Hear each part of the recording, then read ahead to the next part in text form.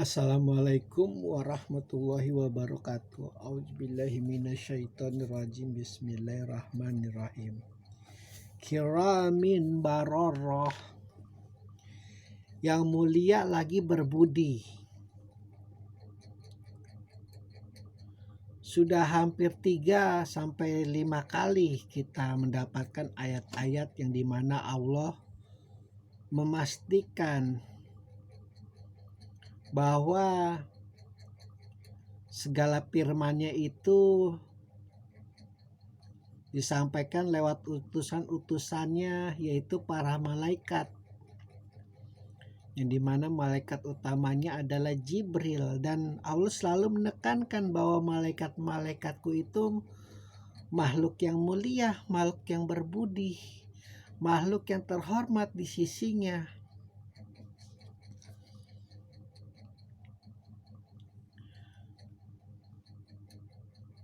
Ini sebagai wasilah, sebagai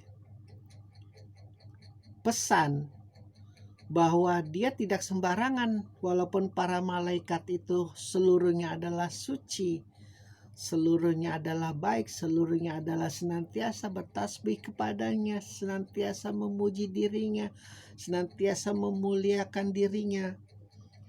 Namun ada di kalangan malaikat itu yang dikatakan, kita telah dapat ayatnya sebelumnya, kita telah bahas bahwa Jibril itu malaikat yang dipercaya dan lagi sangat dihormati oleh para malaikat lainnya.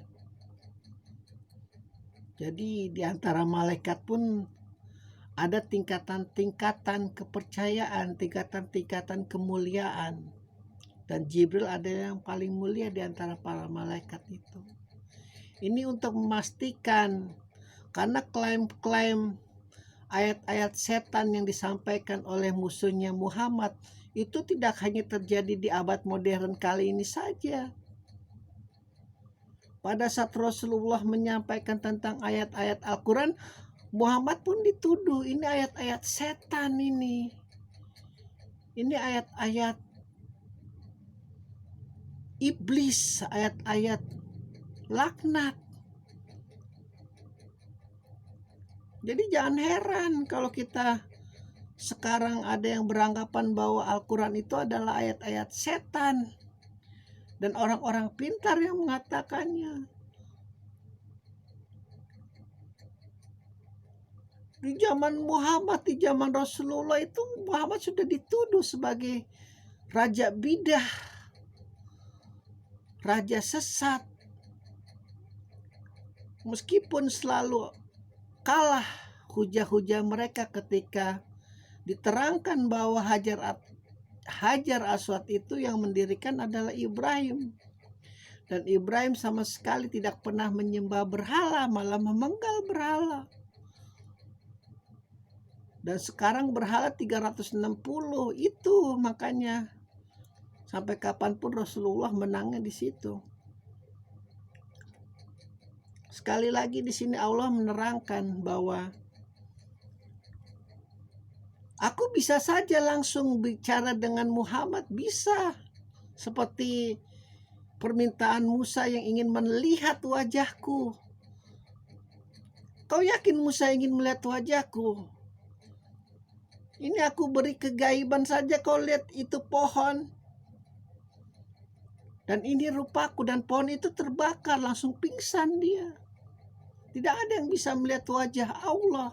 Namun Allah menjanjikan, kelak engkau akan melihat wajahku yang paling wajah ketika engkau masuk surga. Ketika engkau memegang anggur-anggur dari air mata tasnim. Kalau Hitler, kalau Nazi, kalau siapapun itu mencari sumber mata air keabadian, Al-Quran pun sudah menerangkan air mata, bukan air mata, mata air keabadian itu namanya tasnim. Kelak kalian akan meminum air mata keabadian itu. Dan air mata air keabadian itu tidak mungkin akan disentuh oleh orang jalim, oleh koruptor, oleh penindas, oleh genosida. Tidak mungkin Allah memastikan hal itu. Satu kesombongan pun kau masih miliki, wahai manusia. Mustahil kau akan menginjak surgaku. Coba bayangkan. Siapa sih yang bisa menanggalkan kesombongan? Para nabi pun juga tidak mungkin bisa menanggalkan kesombongan. Walaupun berusaha semaksimal mungkin, pasti ada 0, beberapa sekian karena merasa kedekatannya dengan Allah. Makanya mustahil masuk surga. Makanya Allah katakan, apa yang kau kehendaki belum tentu aku berkehendak juga. Seperti halnya ini Muhammad kalau bagi Sunni, seperti halnya ini Abu Bakar kalau bagi Syiah. Engkau ingin mengislamkan petinggi-petinggi kafir Quraisy. Kalau Allah tidak berkehendak, sampai ujung dunia pun engkau berusaha, tidak akan bisa. Bukan karena Allahnya, tapi mereka tidak tersentuh oleh Al-Quran. Memandang Al-Quran tidak tersentuh sedikit pun nuraninya. Kita tidak bisa memaksakan seseorang untuk berbuat baik kalau dirinya tidak ingin berbuat baik. Begitu. Ada sebuah keluarga maling, keluarga koruptor, keluarga rampok, keluarga pembohong. Engkau masuk ke dalam situ, engkau menceritakan bahwa itu tidak baik.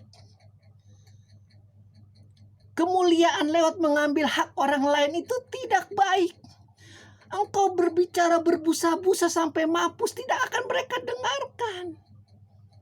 Bagi mereka kemuliaan adalah ketika mereka bisa membohongi sebanyak mungkin manusia. Bagi mereka kemuliaan adalah ketika mereka bisa mengambil sebanyak mungkin harta yang tidak mereka seharusnya mereka punya, mereka hak. Maling. Semakin mereka bisa memalingi manusia, maka semakin terhormat. Untuk itulah makanya Muhammad datang. Muhammad, engkau bicara sampai lidahmu sampai bercabang 700.000. Kalau mereka tidak berkehendak untuk mencintai Al-Quran, untuk mendengarkan Al-Quran, percuma. Kau urus saja tuh si buta itu, yang gembel itu, yang datang ke hadapanmu, ingin meminta ilmu darimu, yang hatinya bergetar seperti ketika Umar mendengar, lagi mabuk mendengar Al-Quran, nangis langsung kayak perempuan, kayak banci. Begitu. Jangan kau urus itu petinggi-petinggi. Itu kalau yang Sunni. Kalau bagi yang Syiah, hai Abu Bakar, engkau tidak perlu mengurus itu petinggi-petinggi. Aku tahu kau itu pengusaha. Aku tahu kau itu pedagang. Punya strategi yang berbeda dengan Rasulullah. Yang walaupun berdagang tidak ada seizin seujung jarah pun di otaknya itu untuk licik. Imam Ali mengatakan, kalau aku boleh licik ya Muawiyah, aku ini orang paling kaya sedunia. Bukan hanya kaya sedunia, seakhirat aku paling kaya kalau aku boleh licik. Cuman guruku tidak pernah mengajarkan aku untuk berbuat licik. Tidak pernah mengajarkan aku untuk berbuat curang. Begitu. Sekali lagi Allah menekankan, firman-Nya ini, ayatnya ini yang bagi sebagian tafsir adalah makhluk, itu disampaikan oleh para malaikat yang mulia, yang kedudukannya tinggi, untuk mengcover fitnah-fitnah bahwa Al-Quran adalah ayat-ayat setan, ayat-ayat jin, Muhammad kesurupan, begitu. Di-cover semua. Dan covernya Allah di zaman 1400 tahun yang lalu bisa tercover sampai detik ini. Di abad milenial seperti ini. Ini bukan ayat-ayat setan. Makanya sampai kapanpun, walaupun engkau bisa tinggal di planet Mars, engkau membutuhkan Al-Quran.